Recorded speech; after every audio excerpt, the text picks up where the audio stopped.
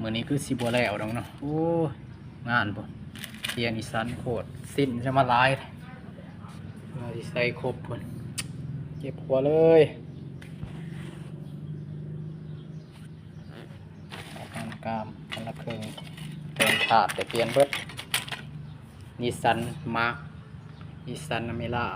เปลี่ยนเกียร์กระตุกก็ได้ยังยากนี่เนาะประกอบเนี่ยเตา CVT มันนี่ CVT นี่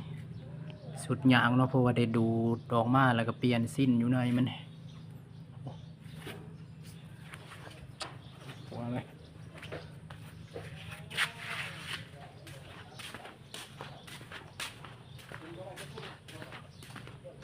นี่สำคัญนี่อีกหน่อหนึ่งนี่ตัวเตาใส่สายฟ้าเนาะของ CVT ของนิสสันมาร์คนิสสันอเมร่าตัวสำคัญที่สุดนี่